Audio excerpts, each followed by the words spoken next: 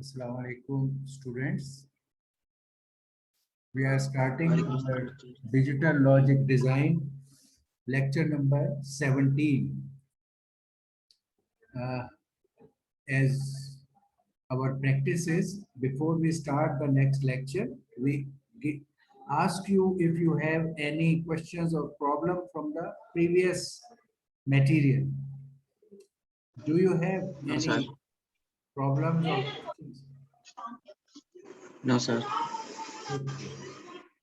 So we continue with that. अच्छा, अब से पहले हम ये कर रहे थे कि हमने डिजिटल सिस्टम को डिजाइन किया, फिजिकल तरीके से पहले किया और टेस्ट किया।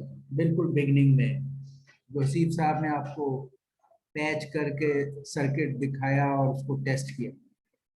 फिर हमने वेरीलॉग यूज करके, जो कि HDL है, हार्डवेयर डिस्क्रिप्शन की लैंग्वेज है, उसे यूज करके कॉम्बिनेशनल सर्किट्स बनाए। कॉम्बिनेशनल सर्किट को वेरीलॉग से बिल्ड किया और टेस्ट किया। कॉम्बिनेशनल सर्किट से बिल्ड और टेस्ट करने में हमने डिफरेंट लेवल्स ऑफ डिस्क्रिप्शन इस्तेमाल किए। पहला structure level and gate level, दूसरा डेटा फ्लो लेवल और तीसरा बिहेवियर लेवल। और ये तीनों लेवल यूज करके आप वैरायटी ऑफ कॉम्बिनेशनल सर्किट बना चुके हो, इम्प्लीमेंट कर चुके हो और टेस्ट कर चुके हो। You also have been doing projects using and applying all these ideas. अब हमें नेक्स्ट स्टेप पे सीक्वेंशियल सर्किट्स पे मूव करना है, लेकिन उससे पहले हम कुछ और इंटरेस्टिंग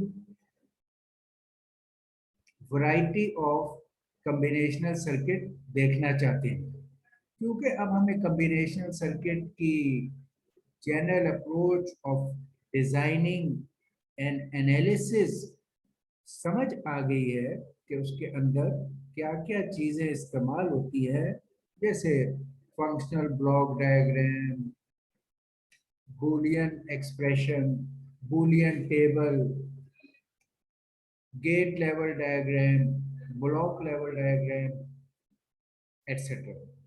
तो हमें वो सारे पीसेस उसके अब समझ आ गए हैं। तो अब हम just will look at variety of few more combination circuit and then move to sequential circuit। ये अब हमारा लाइन है। अगेन ये जो रिमेनिंग कॉम्बिनेशन सर्किट्स हैं, इन्हें देखने से पहले एक चीज जो हम बहुत टाइम से आपसे कह रहे थे कि some time at an appropriate time we will do that, वो अब टाइम आ गया कि अब हम करें।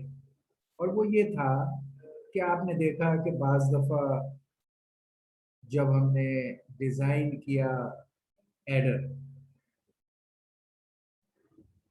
4 बिट एडर वगैरह और ये सारे डिजाइन किए, तो बल्कि 1 बिट फुल एडर बनाया, तो हमने देखा कि सम के लिए तो हमने प्रॉपर जो टेबल के मुताबिक एक्सप्रेशन बना था उसी को इस्तेमाल किया एंड और लॉजिक के लिए, मगर कैरी में जो एक्सप्रेशन आया उसको हमने कहा कि ये आफ्टर सिंप्लीफिकेशन ये हो जाएगा। तो हमने आपको सिंप्लीफाइड एक्सप्रेशन दे दिया और आपने उस पर वो सर्किट बनाया, टेस्ट किया, वेरीफाई किया।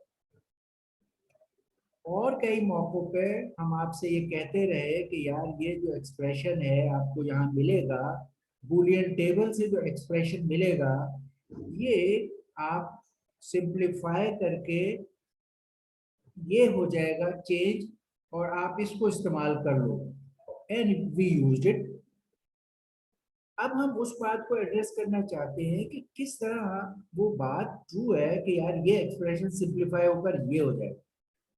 इस बात को अब हम सीखना चाहते हैं। इसको सिंप्लीफाई करने के लिए ये जो बूलियन एक्सप्रेशंस हैं, हमें दोनों तरह के तरीके सीखने हैं और आने चाहिए। एक तरीका कि हम उसको एल्जेब्रिकली मैनिपुलेट करें, बूलियन एक्सप्रेशन को एल्जेब्रिकली कैलकुलेशन से सिंप्लीफाई करें, which means algebraic way of simplification।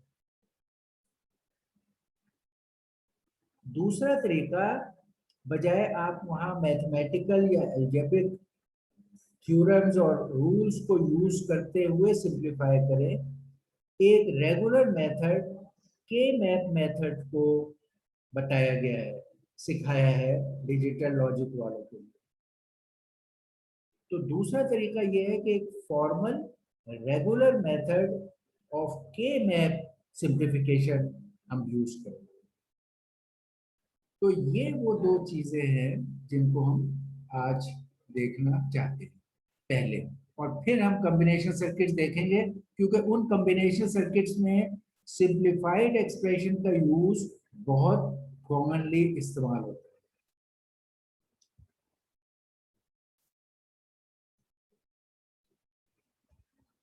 तो हमारे आज के पहले पार्ट के स्कोप में है कि हम बूलियन एक्सप्रेशंस को सिंप्लीफाई करना चाहते हैं, बूलियन एक्सप्रेशन सिंप्लीफिकेशन। और उसके लिए हम दोनों तरह से सीखेंगे, एक बूलियन अलजेब्रा के rules and theorems and postulates को यूज करते हुए मैथमेटिकली उसको सिंप्लीफाई करना, और दूसरा एक रेगुलर मेथड जिसको के मैप मेथड कहते हैं, उसको यूज करके सिंप्लीफाई करना। दोनों में हमने बूलियन एक्सप्रेशन को सिंप्लीफाई करना है, छोटा करना है, इजी करना है। पहला, बूलियन अलजेब्रा वाली टेक्निक से, इसके लिए कोई भी अलजेब्रा या मैथमेटिक्स जब आप इस्तेमाल करते हैं तो आपको हमेशा कुछ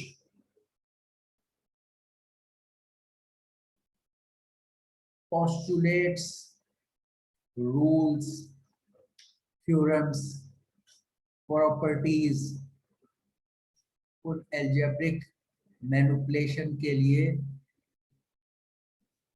यूज करने चाहिए, यूज करने होते हैं। ये उसका बेसिस होता है ऑफ एनी सिस्टम। बेसिकली इनका भी एक आपस में रिलेशनशिप है। Postulates the basic common assumptions हैं, बेसिक एजम्पशन के जिस पर हम चीजों को आगे बिल्ड करेंगे, ऑब्वियस एंड बेसिक एजम्पशंस को पोस्टुलेट्स कहते हैं। इन पोस्टुलेट से फिर हम रूल्स बनाते हैं, थ्योरम्स बनाते हैं, इनको बेस बनाकर, और प्रॉपर्टीज बिल्ड करते हैं सिस्टम्स की। तो ये इसका हमारा तरीका। तो इसके लिए बहुत सबसे हर जगह आपको बार बार जो नजर आते होंगे in different courses at different places, वो ये है कि मोस्ट कॉमन बेसिक पोस्टुलेट्स जो किसी भी एल्जेब्रिक स्ट्रक्चर को फॉर्मुलेट करने में काम आते हैं। ये बेसिक वो है सबसे आपके लिए। हम इन्हें देखते हैं, और ये आपको हो सकता है एक से ज्यादा जगह देखे हो आपने, और उससे आप इस बात को रियलाइज करो how important and basic they are, कि दे आर नॉट कि खाली ये डिजिटल लॉजिक डिजाइन में इस्तेमाल हो रहे हैं। आप देखोगे कि अगर आप कम्युनिकेशन सिस्टम का कोर्स कर रहे हो, वहां इनका इस्तेमाल आ गया। अगर आप इंफॉर्मेशन टेक्नोलॉजी का कोर्स कर रहे हो और वहां इसका काम आ गया, इंफॉर्मेशन सिक्योरिटी में वहां इसका काम आ गया, क्योंकि बेसिक पोस्टुलेट्स हैं जो कॉमनली एक बेस ऑफ एल्जेब्रिक स्ट्रक्चर बनाते हैं।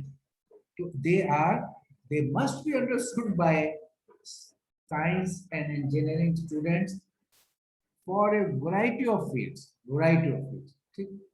और शायद आप लोगों को इसका सामना हुआ हो, ना हुआ हो, तो अब ये कर ले और हर जगह यूज करते रहे ऐसे। एक सबसे कॉमन चीज जो बार बार बार बार नजर आती है, हमने और अभी अपने ही कोर्सेज में दूसरी जगह उसको किया भी है, एक चीज होती है क्लोजर प्रॉपर्टी। एक चीज closure, what is closure property? ये बहुत ही बेसिक, इंपॉर्टेंट और नेसेसरी पोस्टुलेट है जो आपको आना चाहिए, और दैट इज कहते हैं इस तरह, there is a set which is closure का मतलब which is closed with respect to some binary operation. यहाँ बाइनरी ऑपरेशन से मुराद 0-1 वाला बाइनरी नहीं है। हम हालांकि डीएलडी में तो थ्रू आउट 0-1 ही से डील कर रहे हैं। इत्तेफाक से यहाँ पे जो बाइनरी का वर्ड है, it's not exactly that 0-1 data, it's in a English sense binary, which means two inputs वाले operations, two inputs। binary में भी 0 और 1 क्योंकि 2 होते हैं अल्फाबेट, इसलिए any operators which use two inputs, तो binary operation जैसे addition, subtraction, multiplication, division, etc. they can be between any two numbers of the set। तो इस तरह है बाइनरी ऑपरेटर पर क्या कोई सेट क्लोज्ड है अंडर दैट ऑपरेशन या नहीं, ये हमें अक्सर तय करना होता है। क्लोज्ड है, क्लोज्ड है को अगर हम वाकई क्लोज्ड का एक शेप ही बना लें तो बिल्कुल वो क्लोजर प्रॉपर्टी को बहुत ही वाजे कर देगा। क्लोज का मतलब है एक्चुअली कि ये कोई एक डब्बा है सेट, एक डब्बा है जो सेट है एस, सेट एस है, इसके अंदर एलिमेंट्स हैं। सेट होता यही है कि जिसमें बहुत सारे एलिमेंट्स होते हैं, इसमें बहुत सारे एलिमेंट। क्लोजर प्रॉपर्टी ये कहेगी कि यार ये जो सेट है मेरा, अंडर एक तो सेट है जिसके ये एलिमेंट्स हैं, वो सेट के एलिमेंट्स आप बताओगे क्या ये ऑल इंटीजर्स का सेट है जिसमें पॉजिटिव और नेगेटिव और जीरो शामिल है, क्या ये नेचुरल नंबर का सेट है जिसमें ओनली पॉजिटिव नंबर्स 1 2 3 से इंफिनिटी तक वो शामिल है, क्या ये होल नंबर का सेट है जिसमें 0 से लेकर 1 2 3 शामिल है। तो अब आप सेट को बताएंगे कि विच टाइप ऑफ सेट जिसको आप क्लोजर प्रॉपर्टी टेस्ट करेंगे। यहां पर हमारी इस एग्जांपल में अभी हम सेट ले रहे हैं n, नेचुरल नंबर का set which is from 1 to 1 2 3 4 till infinity. Closure देखने का मतलब ये है कि क्या हम वो एक ऑपरेशन जो हम बता रहे हैं, ये ऑपरेशन है, इसको मैं अभी ऐसे ऑपरेशन, एनी ऑपरेशन डिफरेंट होते हैं। ऑपरेशन के लिए हम एक जनरल नोटेशन इस्तेमाल करते हैं, यानी ये एक सेट है और एक ऑपरेशन है, इन दो पर क्लोजर प्रॉपर्टी आप डिफाइन कर रहे हो। हमारे इस केस में एस जो है वो एन है, ऊपर जो दिया हुआ था, और ऑपरेशन जो है वो प्लस का है।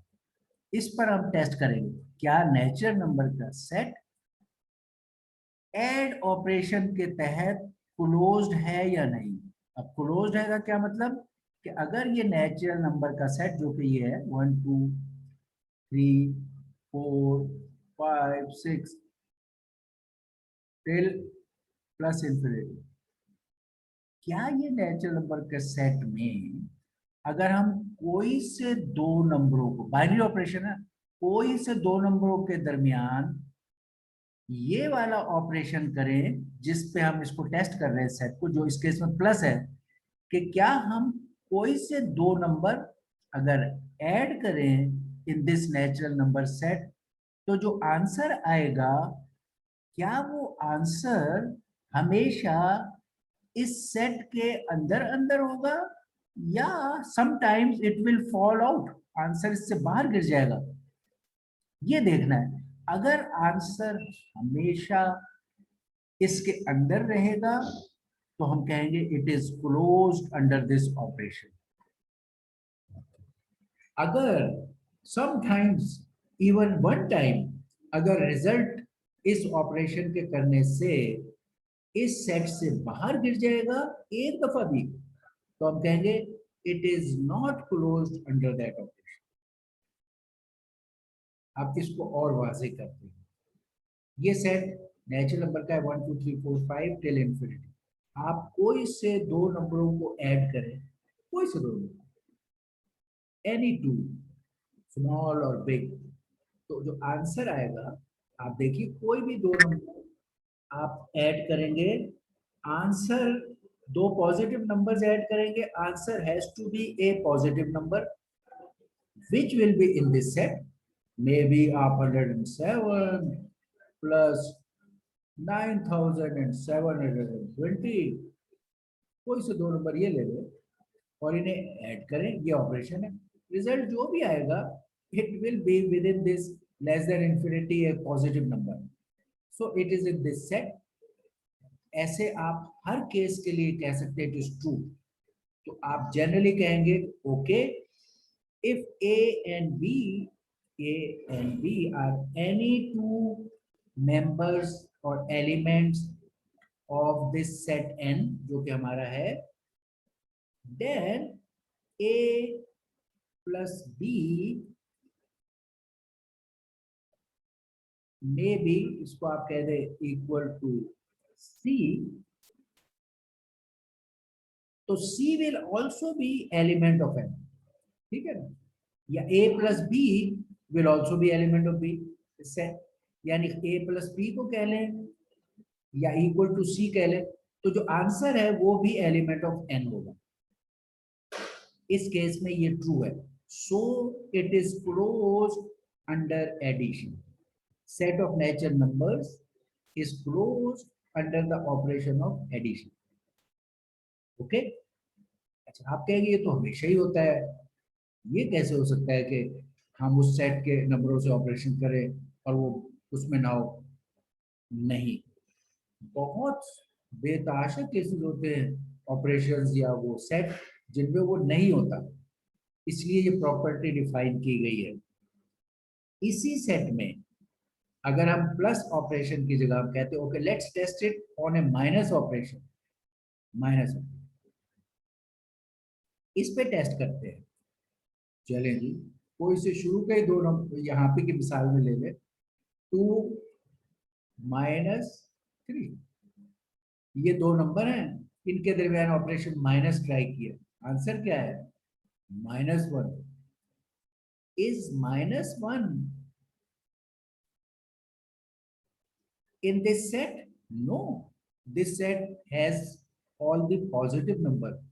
अब जो इस नेगेटिव ऑपरेशन से जो रिजल्ट आया है that is not in this set, -1 is not the member of this set n। तो आप कहोगे oh my god, this set is not closed under the operation of minus।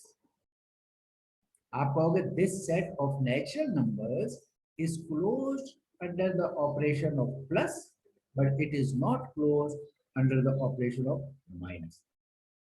तो ये आई होप कि आपको क्लोजर प्रॉपर्टीज को कहते हैं, क्लोजर प्रॉपर्टी ये बहुत जरूरी होती है टू हैव अ सेट जिसपे आप मुख्तलिफ ऑपरेशंस कैरी आउट करें और उसको आप कहें कि ये मेरा वायबल सेट है फॉर एल्जेब्रिक ऑपरेशन। ओके, ये बात समझ आ गई आप लोगों को? ये बहुत इंपॉर्टेंट कॉन्सेप्ट है which will be used everywhere. अगर आपको यहाँ समझ आ जाता है, आपके बहुत सारे कोर्सेज में आपको इससे हेल्प मिलेगी। ऑलराइट, अगर आप ये समझ गए बाकी properties are obvious and understandable. ये असल में मेन कॉन्सेप्ट यही है, अगर सेट क्लोजर प्रॉपर्टी रखता है तो ये बाकी नॉर्मली फॉलो होंगे और आप उसको कहोगे कि this is a viable algebraic structure. तो ये हो गया। अब आप कहते हैं ये वाली प्रॉपर्टी, मैं इसको पहले कहूँगा कम्यूटेटिव लॉ। कि कम्यूटेटिव हमने पहले भी देखा है जब हम वो कर रहे थे वेक्टर्स। अच्छा, दूसरे कोर्स में हमने वेक्टर्स किया है, वहां भी देखा है और बहुत जगहों। और वो क्या है कि अगर ये जो स्टार है यहाँ मल्टीप्लाई के लिए नहीं है, ये स्टार इज ए जनरल, मैंने यहाँ ये सर्कल डाला था, लेट्स से इसको स्टार कह। The star is generically for an operation, जो उस सेट में आप उस जगह इस्तेमाल कर रहे हैं। जैसे प्लस को हमने ट्राई किया, माइनस को हमने ट्राई किया, तो ऑपरेशन के लिए ये वर्ड है in operation which an operator which meets a binary operator which meets that closure property rule above. ठीक है, इस केस में हमने कहा कि इट होल्ड द एडिशन की प्रॉपर्टी पे ये होल्ड करता है। तो यहाँ स्टार माइट मीन एडिशन, ठीक है, और इट मे मीन, आप फिर उस सेट को देखोगे, it can mean also multiplication. अभी हमने एडिशन के तहत इसको चेक किया। तो अब जो भी ऑपरेटर है उसके तहत कम्यूटेटिव लॉ का मतलब है, अगर हम दो नंबरों को, अगर यहाँ फर्स्ट को ये ऐड है, इसको a प्लस बी करें या b प्लस a करें, आंसर एक ही रहेगा for all x y in this set. तो हम कहते हैं ये कम्यूट हो रहा है, इधर से इधर, वो इधर से उधर। तो अगर ये होल्ड करे प्रॉपर्टी तो ये कम्यूटेटिव है। अगेन इस बात को आप समझ लें कि हमेशा तमाम ऑपरेटर्स कम्यूटेटिव नहीं होते। यहीं पर देख ले, अगर ऐड करेंगे आप 2+3 या 3+2 तो आंसर एक ही होगा, लेकिन 2-3 या 3-2 तो आंसर एक नहीं होगा। तो minus wise commutative law already करता, प्लस वाइज करता है, मल्टीप्लाई वाइज भी करता है। ठीक है, तो कम्यूटेटिव लॉ। एसोसिएटिव लॉ, अगर तीन नंबर्स हैं और उनके दरमियान हम वो ऑपरेशन करना चाहते हैं, तो हम पहले दो के दरमियान वो ऑपरेशन करें और फिर तीसरा शामिल करें, या लास्ट टू के दरमियान वो ऑपरेशन करें और फिर पहले के साथ करें, तो हमारा रिजल्ट एक ही रहेगा। जैसे a प्लस बी करके उसमें c करें या b प्लस c करके उसमें a ऐड करें, आंसर एक ही रहता है। ये एसोसिएटिव लॉ है। ओके, ये ऐसे ही और बहुत फ्यू बेसिक, ये बड़े बेसिक है, कई दफा हम टेकन फॉर ग्रांटेड ये करते हैं, मगर होता ये है कि वो जब ऐड वगैरह में तो हम टेकन फॉर ग्रांटेड कर रहे होते हैं और हमें रियलाइज नहीं होता। लेकिन आमतौर पे कई ऐसे ऑपरेशंस आते हैं और ऐसे सेट आते हैं आपके कि फिर ये टेकन फॉर ग्रांटेड वाली बात ट्रू नहीं होती और हम समझते हैं कि यार ये क्या हो गया। इसलिए हमें ये समझना जरूरी है। इसी तरह एक चीज होती है आइडेंटिटी। आइडेंटिटी क्या है? आइडेंटिटी ये है, वो एक ऐसा नंबर है कि जिसको उस सेट के किसी भी नंबर के साथ आप ऑपरेशन करें, जो भी आपका ऑपरेशन है वो करें, और इस साइड से करें दो को या इस साइड से करें, तो आपका जो वो ओरिजिनल नंबर है वो अनचेंज रहता है। देखिए, एक्स को ई से ऑपरेट किया, बेशक ऐड है मल्टीप्लाई है जो भी है, और एक्स को में ये दोनों यानी किया, तो हमारा आंसर एक्स ही रहा। तो ये आइडेंटिटी एक ऐसा नंबर है कि इसको इस ऑपरेशन के तहत उसमें शामिल किया जाए तो वो नंबर अनचेंज रहता है। और इसकी मिसाल नेचुरल नंबर या इंटीजर में, इंटीजर के सेट में, ये इंटीजर का सेट है, हमें पता है कि इंटीजर के सेट में ऐड के ऑपरेशन के लिए आइडेंटिटी जो है वो 0 है।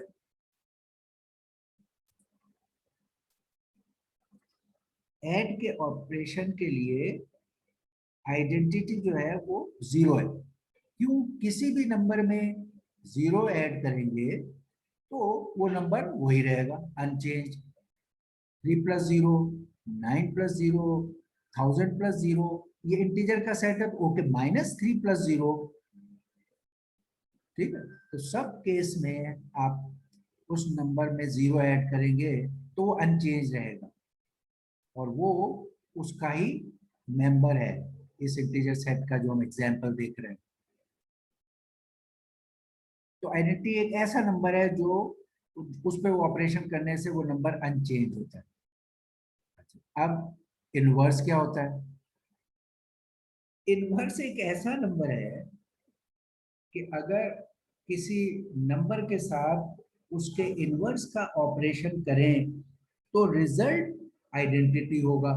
अब आइडेंटिटी का ही काम है, मतलब कि इनवर्स से मुराद ये कि अगर ये नंबर x था, ये x एक नंबर है आपको सेट में, ठीक है, और उसको ये इंटीजर के सेट में ऊपर एक नंबर x, इसका इनवर्स ये ऐसा नंबर है कि जब इसका इसके साथ हम वो ऑपरेशन करें तो इनका आंसर या रिजल्ट आइडेंटिटी आए, जो ऊपर हम कह चुके। फर्ज करो इंटीजर सेट में ऐड के ऑपरेशन से हमें इनवर्स चाहिए, तो कैसे करेंगे?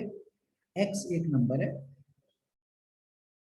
इसको ऐड के लिहाज से हमें एक नंबर चाहिए जो अगर इसके साथ वो ऑपरेट करें तो आंसर, आइडेंटिटी क्या है? 0। ऐड की आइडेंटिटी 0, 0 आना चाहिए आंसर। ये डेफिनेशन है इनवर्स की। तो आप यहां से देख सकते हैं कि क्या होना चाहिए। x में अगर -x ऐड करें ये, तो आंसर आइडेंटिटी आएगा। तो ये क्वेश्चन x के लिए -x, और सेट हमारा ये है i का, तो इसमें नेगेटिव नंबर भी हैं, तो हम कहेंगे कि 7 के लिए -7, 100 के लिए -100 इज द इनवर्स। क्यों? उसको उसमें ऐड करते हैं तो रिजल्ट आइडेंटिटी आता है। ओके, ये आखिरी रह गया डिस्ट्रीब्यूटिव लॉ। डिस्ट्रीब्यूटिव लॉ क्या है? ये दो ऑपरेशंस के दरमियान होता है, यानी एक ऑपरेशन यहाँ है और एक ऑपरेशन यहाँ। अच्छा, ये दोनों अगेन ना ही ये मल्टीप्लाई है और ना ही ये कोई पावर है। जैसे मैंने कहा, इनका फिलहाल यूज ये है कि हम इनको कहेंगे ऑपरेंड 1, सॉरी ऑपरेटर, या ऑपरेशन 1, और ये है operation 2। Now they can be any, और फिर जिस पर प्रॉपर्टी आपकी सेट आएंगी वो आपको आंसर देगा। ये ऑपरेशन जैसे से this can be A plus, this can be A multiply, this can be A plus, this can be A multiply.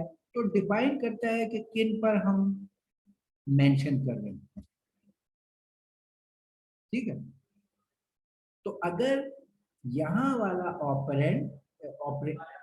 Operator, ये वाला ऑपरेटर ऐसा है कि ये इस पहले के साथ कंबाइन होकर एक दफा, और फिर ये बीच में डाल के ये दोबारा इसके साथ वैलिड हो, ये वाला।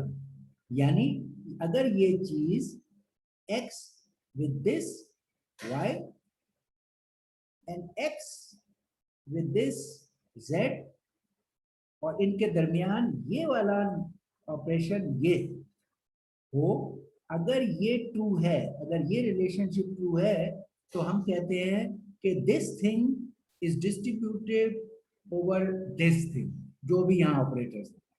फर्ज करो आमतौर पे जिसको हम ज्यादा आराम से समझते हैं वो ये होता है कि अगर ए है और यहाँ पर मल्टीप्लाई का ऑपरेशन हो, इसको हम बहुत कॉमनली समझते हैं, और यहाँ पर ये ट्रू भी है, और फिर इधर बी हो और इसके दरमियान प्लस का ऑपरेशन हो,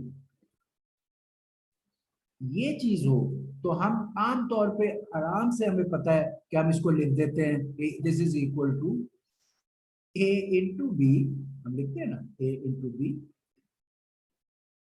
every day we do that, a into b plus a into c, we do that every day.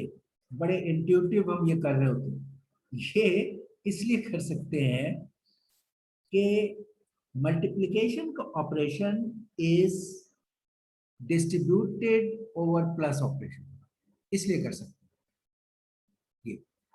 तो इस इन दो ऑपरेशन के दरमियान ये डिस्ट्रीब्यूटिव प्रॉपर्टी होल्ड करती है for the integer numbers, let's say it will hold, आप चेक कर सकते हैं। ये इसके मायने, ये पहला ऑपरेशन हमने अब दिया है मल्टीप्लाई, और दूसरा ऑपरेशन हमने कहा है ऐड। तो multiply is distributed over add for the distributed law, okay.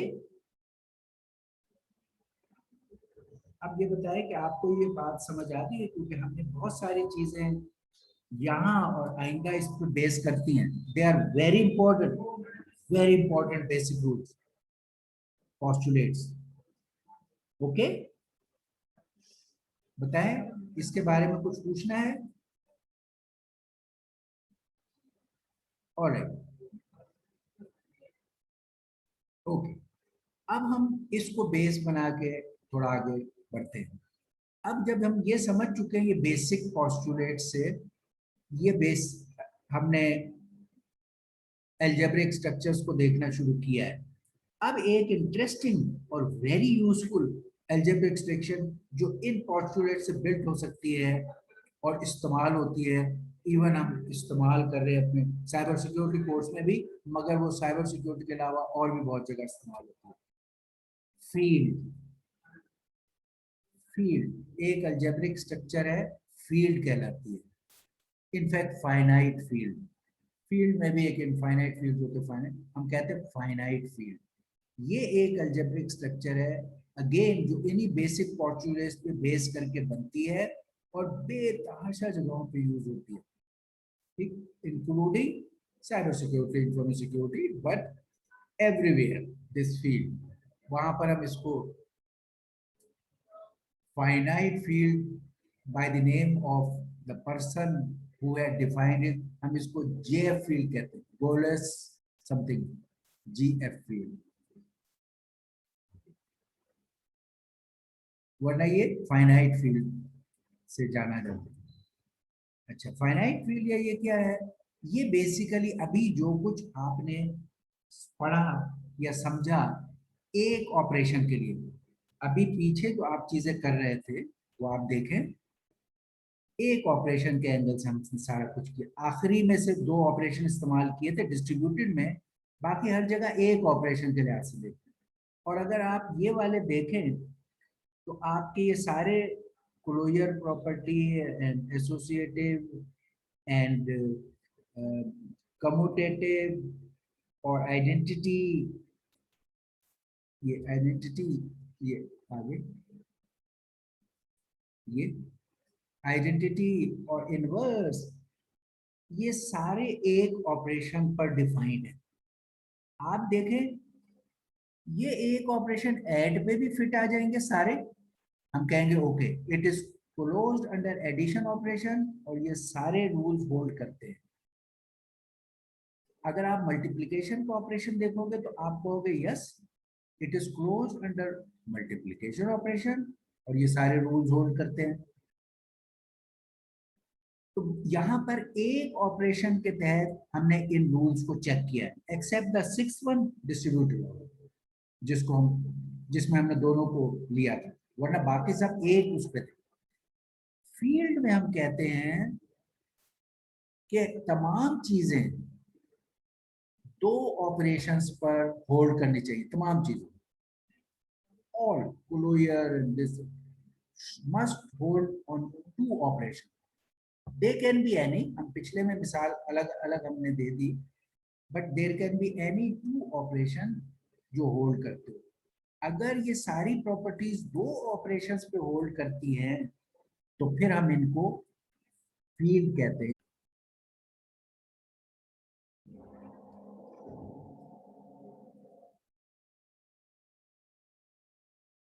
Okay,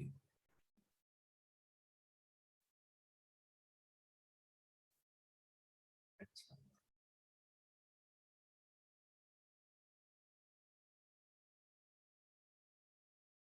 अब अगर हम कहें कि यही सारी प्रॉपर्टीज, तमाम प्रॉपर्टीज एक ऑपरेशन के बजाय आप दो ऑपरेशंस को देखना चाहिए हर प्रॉपर्टी। जैसे आप कहो कि ओके मैं प्लस एंड मल्टीप्लाई दोनों ऑपरेशन पर क्लोजर भी चाहता हूँ, कम्यूटेटिव एक्शंस भी चाहता हूँ, एसोसिएटिव भी चाहता हूँ, आइडेंटिटी भी चाहता हूँ, इनवर्स भी चाहता हूँ। अगर आपकी नीड ये हो तो then you need a field.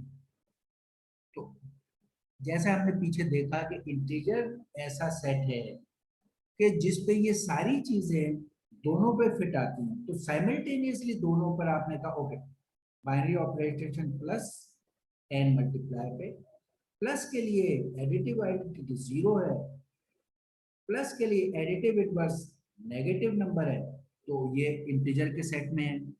ये इंटीजर के सेट पर, इंटीजर के सेट में जिसके अंदर इंटीजर का सेट क्या होता है, माइनस सारे number, -3 -2 -1 -2 -1 0 1 2 3 and till infinity on both sides, plus infinity इधर माइनस इंफिनिटी। ये इंटीजर का सेट होता है। इस ये सेट ऐसा है कि इसमें हमने देखा था नेचुरल नंबर के सेट में सिर्फ एडिशन ट्रू था, इसमें माइनस भी ट्रू होगा। अगर समबॉडी नीड्स है, माइनस की जरूरत पड़ेगी क्योंकि हमारा जो इनवर्स है वो माइनस के डोमेन में है। तो अब हम कह सकते हैं कि इंटीजर का सेट ऐसा सेट है कि ये ऐड के लिहाज से क्लोजर रखता है।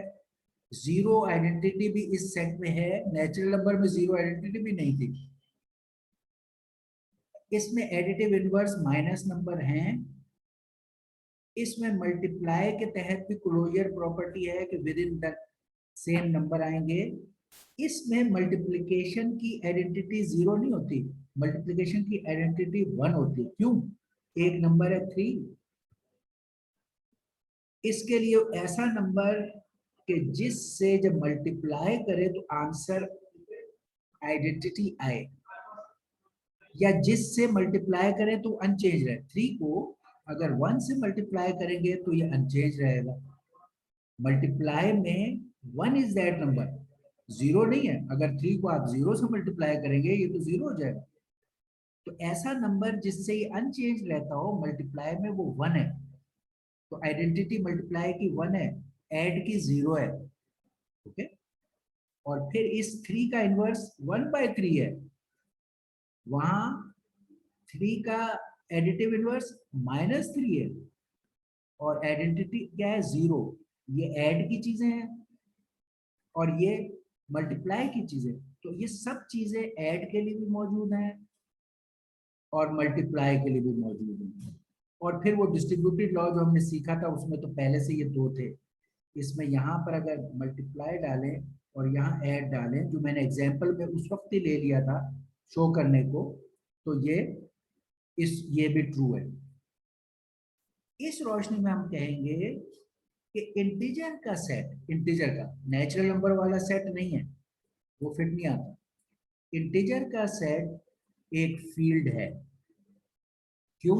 ये ऐड और मल्टीप्लाई पे, इन सारे प्रॉपर्टीज पे फिट आता है।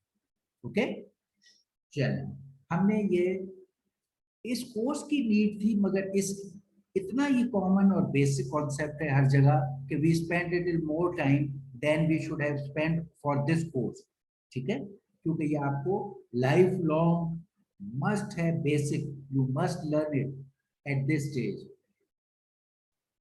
अब जब हम ये समझ गए तो अब क्विकली आप पोस्टुलेट्स, प्रॉपर्टीज, ये आप देख सकते हैं और उनको इस्तेमाल करते रहें और ये सारे मान। तो अब हम इसको ये बता रहे हैं कि देखो ये यही के प्लस और प्रोडक्ट से जो ये होता है इसमें ये देखिए प्लस ऑपरेटर और मल्टीप्लाई ऑपरेटर। पहले तो ये क्लोज्ड है अंडर दिस क्लोजर प्रॉपर्टी, फिर ये वही आइडेंटिटी 0, फिर आइडेंटिटी 1 फॉर मल्टीप्लाई, फिर कम्यूटेटिव फॉर ऐड, फिर कम्यूटेटिव फॉर मल्टीप्लाई, फिर एसोसिएटिव फॉर ये डिस्ट्रीब्यूटिव है। अच्छा ये डिस्ट्रीब्यूटिव है, ये कम्यूटेटिव हो गया। अच्छा ये डिस्ट्रीब्यूटेड वाली आ गई। ये वो प्रॉपर्टी कि वो जो अनचेंज रहने का, कि हर एलिमेंट पे एक ऐसा एलिमेंट है कि जिससे आंसर आइडेंटिटी आता है। तो ऐड के लिए x के साथ नंबर हमने कहा था -x है जिससे 0 आता है, और मल्टीप्लाई के लिए नंबर जो है वो 1/that है जिससे आंसर 1 आता है। ठीक है, और इसको हम इनवर्स या कॉम्प्लीमेंट कहते हैं। ये हमने कर लिया। तो ओके, ये जो मैंने आपको समझाते वक्त मिसालें दी थी, ये उन्हीं मिसालों को, ये एसोसिएटिव भी आ गई, डिस्ट्रीब्यूटेड और ये बाकी सारे multiplicative inverse, complement which is inverse, और ओके। यानी बेसिकली यहाँ वो बता वही रहा है, वो एग्जांपल्स देके कि ऐड और मल्टीप्लाई के अंदर फॉर इंटीजर सेट ये चीजें ट्रू हैं, और वो लिख लिख के उसने एग्जांपल दिखा दी। ओके, उसी रूल्स को जो हम सीख चुके हैं। ओके चले, ये एक इम्पोर्टेंट कॉन्सेप्ट हुआ। अब हम छोटी सी अपने कॉन्टेक्स्ट में, ये बूलियन अलजेब्रा के कॉन्टेक्स्ट में कुछ इन पोस्टुलेट्स को हम सीख चुके हैं, ये बेसिस हैं। अब हम थ्योरम्स और मुख्तलिफ प्रॉपर्टीज को देखेंगे और इस्तेमाल करेंगे। अब थ्योरम्स और प्रॉपर्टीज पर हम आ गए। ठीक है, अच्छा इसके अंदर एक चीज है ड्यूअलिटी प्रिंसिपल। ड्यूअलिटी प्रिंसिपल ये क्या कहते हैं कि every algebraic expression is detectable from the postulate of Boolean algebra remains valid। ये अभी हमने पोस्टुलेट सीखे थे। if the operators and identity elements are interchanged। ठीक, डुअलिटी का मतलब है कि हम इसको इसमें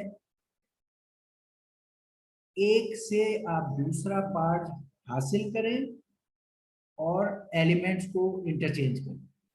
अब उसके लिए क्या है, ये है अगर दो नंबरों वाला आप बूलियन अलजेब्रा कर रहे हैं और identity elements are same 1 and 0, फिर डुअलिटी प्रिंसिपल में dual of an algebraic expression simply interchange or and operators and replace it 1 by 0 and 0 by 1।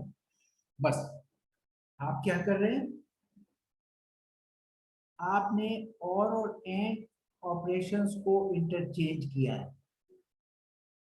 और जहां जहां 1 है उनको 0 किया और 0 को 1, यानी x की जगह x बार की जगह x, तो 1 को 0 से रिप्लेस, और एंड और को स्वैप। इन दो को अगर आप स्वैप करें, एक एक्सप्रेशन हो आपके पास, उसमें इन दो को चेंज कर दें और इस चीज को चेंज कर दें, ये दो काम आप करें, you get a dual operation. इसको कहते हैं डुअलिटी, और ये हम कहते हैं दे आर इक्वलेंट। आप कहीं पर भी अगर डुअलिटी प्रिंसिपल इस्तेमाल करते हुए इन चीजों को और इन चीजों को चेंज करें, तो आप इस रूल के तहत कहेंगे कि दो एक्सप्रेशन इक्वल। अब इसकी हम एग्जांपल्स भी देखेंगे, बहुत जगह बड़ा हेल्पफुल है। ये डुअलिटी का रूल बहुत हेल्पफुल है। एक एक्सप्रेशन और दूसरे एक्सप्रेशन जो हमारे काम का हो, यानी अगर हमें ऐड की जगह मल्टीप्लाई और मल्टीप्लाई की जगह ऐड की जरूरत पड़ रही है एक्सप्रेशन में, तो हम बड़े आराम से ये वेरिएबल्स को इन्वर्ट करके ये चेंज ला सकते हैं और अपना एक्सप्रेशन अपने काम का बना सकते हैं। अभी देखते हैं इसकी मिसाल। ये इसको लेता हूं, ये तो हमारी, अच्छा ये ओके, इसमें अब ये सारे पोस्टुलेट्स और थ्योरम की समराइज किया है। इसमें आपको ये डुअलिटी का भी हर जगह साथ दे दिया कि आपको पता चलेगा हाउ यूजफुल इट इज। जैसे सेकंड पोस्टुलेट था वो वाला कि adding of A identity will keep the number same, तो x प्लस 0 इज x। ठीक, ये हमें पता है। इस सेंस में हमें पता था, इसी से वो जो दूसरा है मल्टीप्लिकेटिव का, वो ऑटोमेटिकली एज ए डुअल, अच्छा ये खाली, ये अभी दोनों के हम ये ऑपरेशन लिख रहे हैं, ये प्लस के लिहाज से आइडेंटिटी है, ये मल्टीप्लाई के लिहाज से आइडेंटिटी है। अभी अभी हम डुअल पर नीचे आएंगे। ऐड की आइडेंटिटी, मल्टीप्लाई की आइडेंटिटी। ऐड का एडिटिव इनवर्स पोस्टुलेट 5, पोस्टुलेट 5 में क्या है, पोस्टुलेट 5 कि x में उसका उसका कॉम्प्लीमेंट ऐड करें तो वो नंबर वही रहता है। ये पोस्टुलेट 5 क्या कह रहे हैं हम कि अगर एक नंबर है उसमें उसका कॉम्प्लीमेंट ऐड करें तो वो रिजल्ट हमेशा 1 होता है।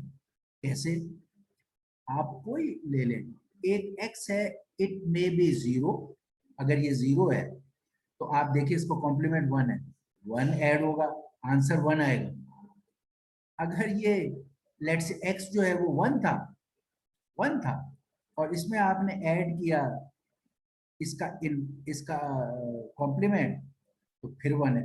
इसका मतलब है कि अगर किसी नंबर को अपने कॉम्प्लीमेंट में आप ऐड करते हैं तो हमेशा आंसर 1 है। ये बहुत यूजफुल है आपके लिए, बार बार काम आएगा। इसी तरह अगर किसी नंबर को उसके कॉम्प्लीमेंट से मल्टीप्लाई करते हैं तो आंसर हमेशा 0 आएगा। ये भी आप वेरीफाई कर सकते हो, अगर x 0 है तो 1 से मल्टीप्लाई होगा तब भी आंसर 0, अगर x 1 है तो वो 0 से मल्टीप्लाई होगा तब भी आंसर। तो ये देखिए ऐड में कॉम्प्लीमेंट ऐड होने से हमेशा 1 और मल्टीप्लाई में मल्टीप्लाई बाय काउंट हमेशा 0। ये बहुत जगह आपको काम आ जाएगा। अब ये देखिए कोई नंबर अगर खुद ही में ऐड किया जाए तो by the way Boolean algebra में it doesn't become x plus x is not 2x। ठीक है, क्योंकि अगर कुछ लोग मॉड को जानते हैं और हमने कई और जगहों पे काम किया है, इट इज मॉड 2 ऑपरेशन जो है बूलियन, तो 2 को मॉड लेंगे तो फिर वो दोबारा 1 हो जाता है। अच्छा, तो इट्स नॉट 2x, तो अब क्या होगा, x plus x will remain x। अब इसको आप कहेंगे यार x प्लस x, ये तो समझ नहीं आ रहा कैसा मैथमेटिक्स है। अगेन आप बिहेवियर से देखें बूलियन अलजेब्रा के कि अगर ये 0 है तो ये 0 में 0 ऐड करें तो आंसर 0 रहेगा। अगर ये 1 है तो 1 में 1 ऐड करें, यहाँ ऐड करने से मुराद होती है और, ये तो 1 में 1 और करें तो आंसर 1 रहेगा। तो किसी भी वक्त आप अपने बूलियन एक्सप्रेशन में कोई वेरिएबल है या एक्सप्रेशन है एज इट इज, उसको एक दफा और ऐड कर दें तो वो अनचेंज रहता है। इसका ये मतलब है कई जगह आपको इस एक्सप्रेशन को 2 दफा या 3 दफा लिखने की जरूरत पेश आती है तो लिख सकते हैं, देयर इज नो प्रॉब्लम। यही मामला मल्टीप्लाई के ऑपरेशन में है कि अगर एक नंबर अपने आप से मल्टीप्लाई होता है तो नंबर अनचेंज रहता है। असल में यहाँ तो अच्छा नहीं, यहाँ भी हम तो आमतौर पर जब नॉन बाइनरी कैलकुलेशन करते थे तो x into x was x square and x plus x was 2x। लेकिन बाइनरी ऑरिंग के पॉइंट ऑफ व्यू से आप देखें कि 0 और 0 इज 0 एंड 1 और 1 इज 1, इसलिए ये कह रहे हैं। इसी तरह इसमें x into x x square, there is nothing like x square. आपके x की वैल्यूज खाली 0 और 1 हो सकती हैं। आप कहेंगे 0 इंटू 0 विल बी 0 एंड अगर x जो है 1 है तो 1 इंटू 1 इज 1। तो वट एवर इज x, अगर ये मल्टीप्लाई अपने आप से होता है तो इस ये वही रहेगा। ये बड़ी इंपॉर्टेंट प्रॉपर्टीज है जो आपको तमाम टाइम सिंप्लीफाई करने में काम आएंगे। अच्छा, अब ये बहुत ही दिलचस्प प्रॉपर्टी है। अगरचे देखने में ये बड़ी एब्सर्ड नजर आती हैं, मगर आप अगर इसको बूलियन के तौर पर एग्जाम्पल से समझने का सलाहियत रखते हैं तो फिर आप इसको बड़ा काम के इस्तेमाल में ला सकते हैं। अब कहने को लग रहा है ये क्या बात हुई, x plus 1 is 1, looks very strange but no problem. ये इसलिए है कि this one is a dominating thing if there is an और ऑपरेशन। ठीक है, और गेट पे अगर एक इनपुट 1 हो तो डजंट मैटर कि दूसरी इनपुट क्या है, दूसरी इनपुट 0 हो या 1 हो, डजंट मैटर, x कुछ भी हो, इसकी आउटपुट 1 ही रहेगी। x जो है वो 0 होगा तब भी 1 रहेगी, x जो है वो 1 होगा तब भी। ये वाली बात यहाँ लिखी हुई है कि एक और गेट हो अगर और उसकी एक इनपुट 1 हो तो doesn't matter what is the other input x, answer will be 1। ये प्रॉपर्टी। इसी तरह ये एंड गेट की प्रॉपर्टी, एंड गेट की भी ये प्रॉपर्टी है कि इसमें 0 डोमिनेटिंग होता है। अगर एक इनपुट 0 है तो let other input x be anything, अगर इनपुट मे बी 0 और 1 डजंट मैटर, अगर ये 0 है इसकी आउटपुट 0 तय हो गया। अब दूसरा 0 है तब भी ये 0 है, दूसरा 1 है तब भी। तो ये प्रॉपर्टी एंड गेट के लिहाज से 0 डोमिनेट्स और गेट के लिहाज से 1 डोमिनेट्स। अगर इस एंगल से देखेंगे तो ये आपका बहुत ही यूजफुल एंड वैलिड एक्सप्रेशन है। ओके, ये ओके, ये x अगर 2 दफा इन्वर्ट हो तो सॉरी कॉम्प्लीमेंट हो, इन्वर्ट और कॉम्प्लीमेंट को हम डिफरेंट रखेंगे। कई जगह वर्ड इन्वर्ट या नॉट इस्तेमाल होते हैं, इसमें ये नॉट का एक्शन है। इन्वर्ट क्योंकि अभी हमने एडिटिव इन्वर्ट और मल्टीप्लिकेटिव इन्वर्शन इस्तेमाल किया है, इसलिए यहाँ हम इन्वर्ट के वर्ड को बार बार रोक रहे हैं, वरना इन्वर्ट का लफ्ज भी इस्तेमाल होगा, इन्वर्टर। कॉम्प्लीमेंट और इन्वर्टर भी सिनोनिमसली इस्तेमाल होते हैं। अभी हम बार बार उसको अवॉइड ये कर रहे हैं कि ये एक और सेंस में जो हमने इंटीजर नंबरों का एक इन्वर्ट a का माइनस a और ये किया था, इसलिए बूलियन में हम कॉम्प्लीमेंट और इन्वर्शन और नॉट एक ही सेंस में इस्तेमाल कर सकते हैं। तो अगर मैं कहीं इन्वर्ट कहूँ इट विल मीन कॉम्प्लीमेंट और नॉट, ये इन्वर्ट या कॉम्प्लीमेंट होता है। ये गेट और गेट की शक्ल में चीज है। अगर इसको आप देखना चाहोगे तो इट इज दिस गेट जिस पर आप बात कर रहे हो। अगर x इसमें इनपुट पे होगा तो आउटपुट कॉम्प्लीमेंट देगा, यानी कि x बार। ये इस तरह भी लिखा जाता है और हम कई जगह इसको इस तरह भी लिखते हैं। ठीक है, तो सॉरी ये यहाँ ये निशान है इन्वर्ट के लिए। तो ये है x का x बार, ये इन्वर्टर कहलाता है, नॉट भी कहलाता है। और हम यहाँ वर्ड कॉम्प्लीमेंट इस्तेमाल करते, इसका ये कॉम्प्लीमेंट है। तो x इन्वर्ट या x बार, उसको 2 दफा, यानी x को अगर 2 दफा हम इन्वर्ट करें तो फिर एक दफा वो इन्वर्ट हुआ, फिर सेकंड टाइम इन्वर्ट हुआ, वही का वही रहे।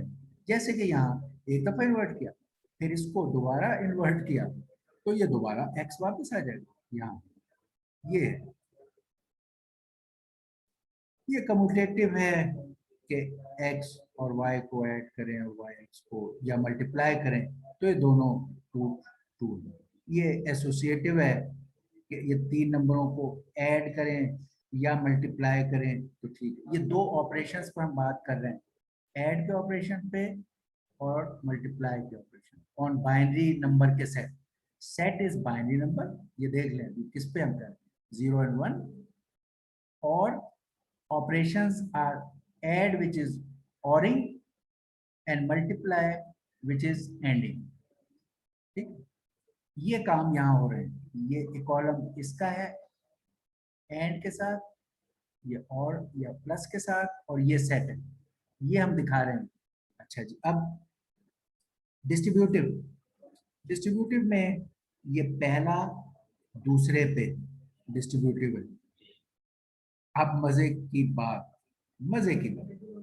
ये वाला डिस्ट्रीब्यूटिव हम बहुत समझते हैं कि हाँ यार ठीक है, एक्स वाई से मल्टीप्लाई होगा एक्स वाई, फिर एक्स जेड से मल्टीप्लाई होगा एक्स जेड, और ये बीच में, ये हम इसके आदी हैं। ये हम इंट्यूटिवली इंटीजर मैथ में लिखते रहे, तो हमें कोई ये कहे कि यार ये तो बहुत डिस्ट्रीब्यूटिव प्रॉपर्टी है, तो हम कहते हैं यार हमें पता है। लेकिन अगर यही डिस्ट्रीब्यूटिव प्रॉपर्टी यहाँ लगाई जाए, यानी अब हम कह रहे हैं इज, यहाँ तो है ना, multiply is distributive over add. अब कोई आपसे पूछे क्या add is distributive over multiply, यहाँ वो, यहाँ लिखने में उसने जरा उतना वाजे नहीं लिखा। मैं कह रहा हूँ एक्स प्लस, और इसको मैं लिखता हूँ इस तरह, ये उसने लिखना चाहिए था, वाई डॉट ये जेड, ये लिखा है ये। अब अगर इसको आप देखें तो आपको यार ये इसके बराबर कैसे हो सकता है, ये तो इम्पॉसिबल, ये क्या बात है, एब्सर्ड लगता है ये बात। लेकिन अगर आप कहो, या आपको बताया गया है कि मल्टीप्लाई भी इस केस में add has a distributed property over multiply. अब आप देख रहे हैं यहाँ पे मल्टीप्लाई था पहला और दूसरा ऐड था, यहाँ पहला ऐड है और दूसरा मल्टीप्लाई। अगर हम ये डिस्ट्रीब्यूटिव प्रॉपर्टी करें तो वो ये होगी कि x plus y into x plus z, distributive property जो हमने सीखी है, तो वो ये बनेगी x प्लस वाई इंटू, यहाँ डालना चाहिए, ये हमें दूसरा ऑपरेशन शो करना चाहिए, into x plus Z. This is because of distributive property. ये हमें ऑब्वियस थी, ये उसी रूल के तहत ये भी होल्ड करती है। ओके, चलें, ये अब सिर्फ हम ये डिमॉर्गन लॉ करके खत्म कर देते।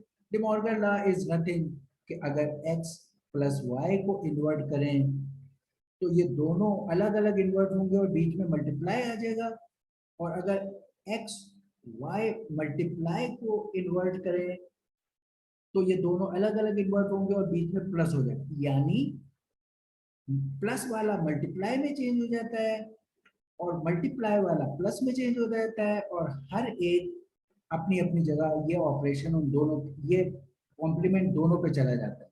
ये डिमॉर्गन्स लॉ है। ठीक है, अब आप लोग ये बताइएगा एब्जॉर्प्शन लॉ यहाँ कैसे फिट आ रहा है बाय अंडरस्टैंडिंग योर थिंग, इसको आपने मुझे नेक्स्ट टाइम बताना है। We are finish with the basic all the theorems and postulates of Boolean algebra and ready for moving on to applications now, जो हम नेक्स्ट टाइम करेंगे। Okay, alright, any questions, if not Allah Hafiz. Allah Hafiz, sir. Thank you so much. Welcome.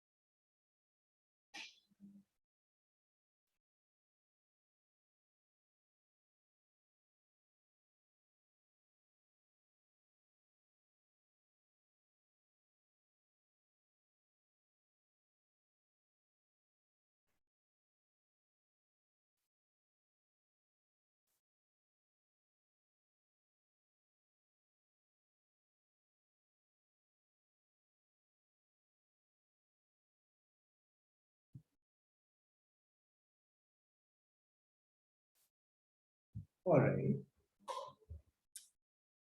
आपको मेरी आवाज भी आ रही है और आपको स्लाइड भी नजर आती है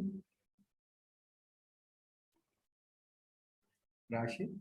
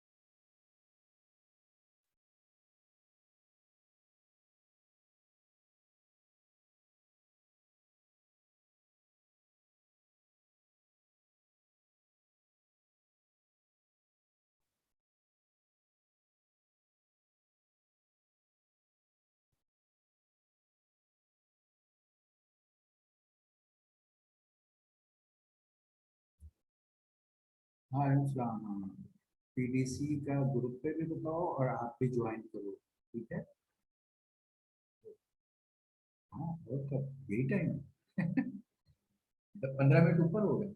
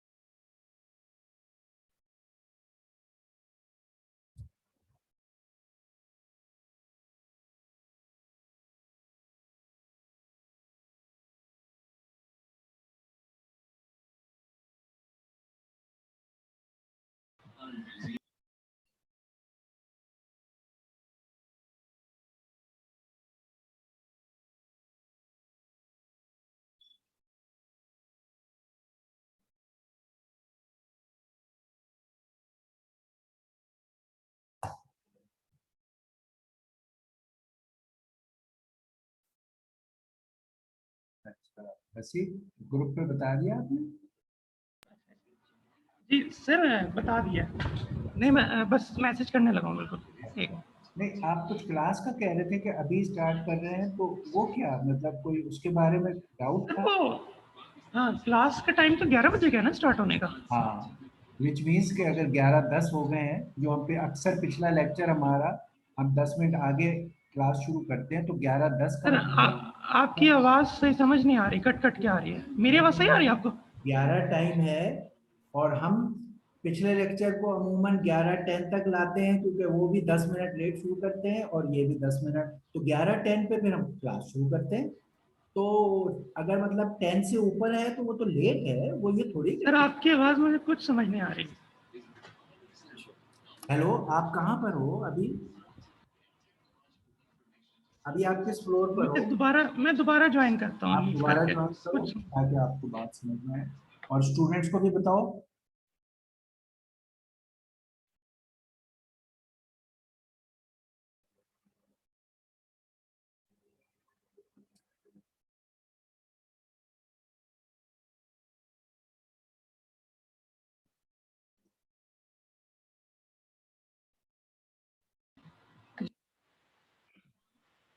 जी सर, अब आप बोलें कुछ। मुझे तो आपकी आवाज बिल्कुल साफ आ रही है। आप बताइए, मेरी आवाज आपको आ रही है या नहीं? हाँ हाँ, अब आपकी सही आई, अब सही है। मैं ये अच्छा, कह रहा हूँ जी, मैं ये कह रहा था अगर सर कि जो, हाँ हाँ, आप बताएं। जी जी, क्लास का टाइम 11 बजे का शुरू होने का था ना, तो मैं ये कह रहा था। ठीक है, तो अगर 11:10 हो गए हैं तो that means it is very late. नहीं सर, 11:10 नहीं हुए, अभी तो 10:51 हुए हैं। ओ, अच्छा अच्छा, ओ, जी जी। तो यार पिछली क्लास में जब मैं कह रहा था ना टाइम इज फिनिश, वो कुछ मुझे आप बताते। मैं तो सर आपकी फिर आवाज़ मुझे सही नहीं आ रही, कटना शुरू हो गई है। अच्छा, फिर ज्वाइन करो क्योंकि मुझे आपकी आवाज बिल्कुल साफ आ रही है। आप कहाँ पर हो, किस फ्लोर पर हो? नहीं आ रही सर। हेलो। हेलो, आप मेरे ऑफिस में आ जाइए। हसीब, सर मैं व्हाट्सएप पे करता हूँ आपको, मैं व्हाट्सएप पे करता हूँ, एक आप मिनट। मेरे ऑफिस आ जाएं। आवाज आ रही है मेरी आपको? Come to my office.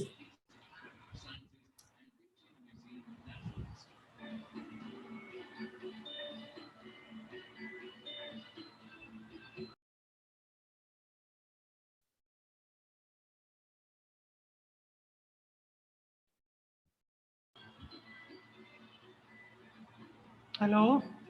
हाँ, आपको मेरी आवाज आ रही है? सर आपकी, अब मेरी आवाज़ शायद आपको जा रही है, लेकिन आपकी आवाज़ ना मुझे सही नहीं आ रही, मतलब कि बहुत कट कट के आ रही है। अच्छा, आप मेरे ऑफिस में आ जाइए। अब आवाज आई है? आप मेरे ऑफिस में आइए, नो नो सर, अपना नहीं लैपटॉप कुछ समझ लेके नहीं मेरे आ रहा। ऑफिस में आ जाइए।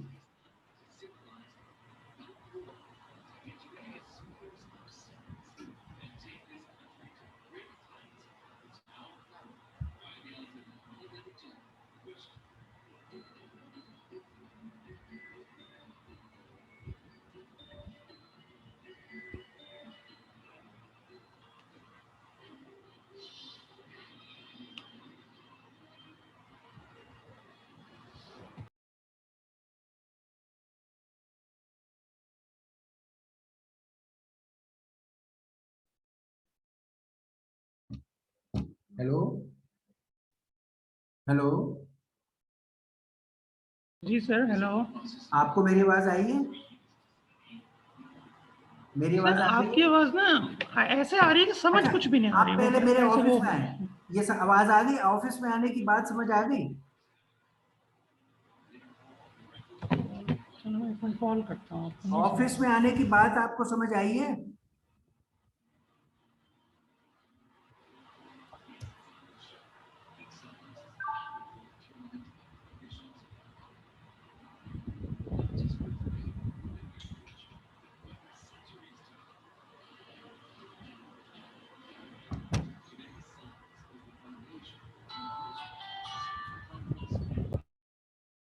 बस इतनी बात थी कि आप मेरे ऑफिस में लैपटॉप लेकर आ जाइए, फिर हम यहाँ बात करते हैं। ठीक है, ओके।